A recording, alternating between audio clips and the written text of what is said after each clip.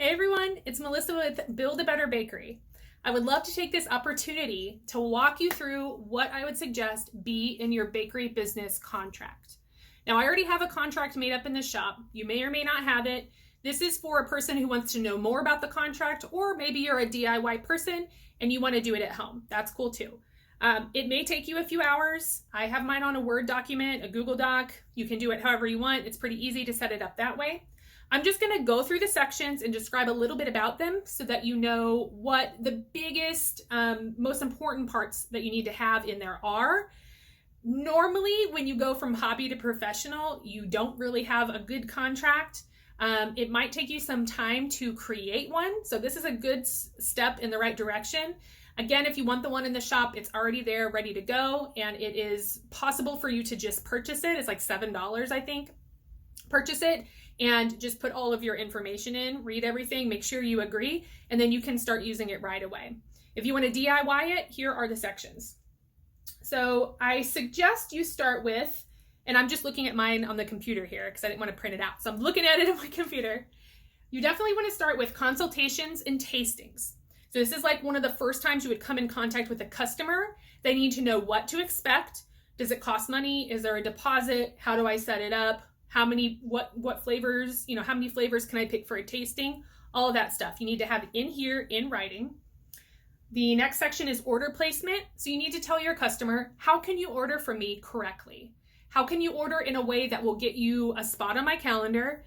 How early does it need to come in? Do I take a deposit? 50%, 100%, whatever it is. Let them know exactly what they need to do step by step to get their order into you.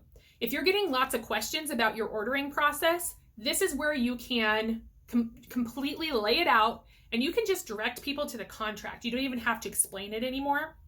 It is a good resource to have for more than just like doing the orders. You can even let people just read the contract to get information. The next section is the revision policy. So this is where you tell people how it needs to play out if a revision to their order is possible. How early does it need to be in? What can you revise, etc. Then to your order pickup and delivery section. So this is telling people how can they pick up their order? How is it going to work? When are you going to be available?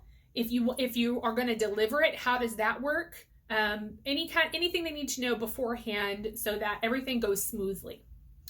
Then to the delivery and setup. So this is a little different. This is for people who are going to do a little bit more than just hand a box to somebody. This would be like wedding setup, dessert table. You can lay out all the specifics to that so they know exactly what to expect.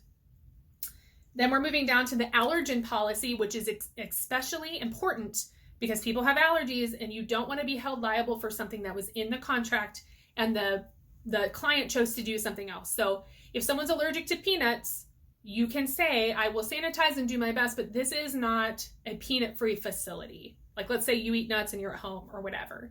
So you can tell them that outright, but if they order from you and someone gets sick, if it's in your contract stating this is not an allergen-free facility, they will not be able to hold you accountable for that kind of thing, right?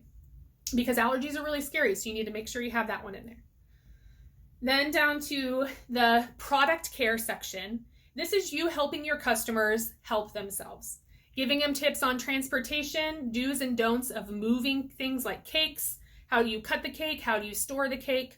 All that kind of stuff. They need to know exactly what to do so that your product and the image and the brand that you're selling stays nice and crisp and awesome the whole time. They don't want to feel left kind of like with no information, right? You want to make sure they know exactly how to take care of that product.